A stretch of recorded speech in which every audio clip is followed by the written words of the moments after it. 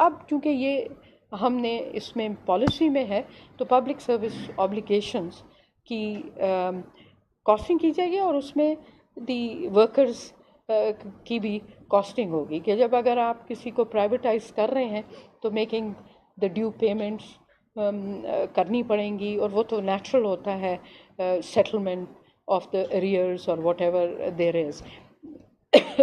تو یہ کوئی بلینکٹ چیز میں آپ کو نہیں بتاؤں گی، بٹ یہ میں آپ کو بتا سکتی ہوں جو ادارہ پرائیویٹائز ہوتا ہے وہ نیگوشیٹ کرتا ہے ورکرز کے ساتھ، اور پھر اگر اس کا بل ہوتا ہے تو وی somehow we have to pay for it. اب ہم پاکستان اسٹیل مل کی سیلریز پے کر رہے ہیں. ابھی ای سی سی کل ہی ہوئی تھی نا، ای سی سی، جس میں we approved from Ministry of Finance to pay for.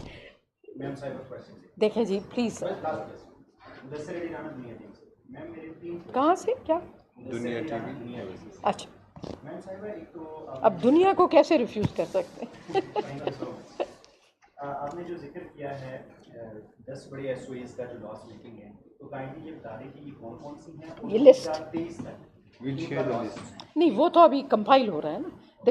The companies have to give, but میں 2020 کا ڈیٹا ان کو کہتی ہوں آپ کو سرکولیٹ کر دیں.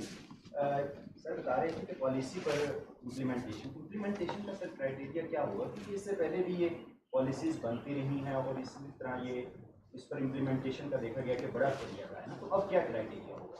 ابھی آپ ذکر کر رہے تھے پاکستان اسٹیل ملز کو جو 10 ارب روپے کی ایلوکیشن کی گئی ہے، میم اس کو آپ کیوں نہیں پرائیویٹائزیشن کی طرف کرنے کی کوشش کی گئی ہے بائی آر پریڈیسیسرز، اور کافی کام ہوا ہے، but obviously you need a buyer for that. یہ بھی آپ پرائیویٹائزیشن کمیشن سے بات کیجیے گا بیکاز یہ ان کے پرویو میں آتا ہے. ہاں یہ دے دیں گے، باقی سارے ویب سائٹ پہ ہیں، یہ میرے اسکریبلڈ نوٹس ہیں. Okay, thank you so much. Thank you.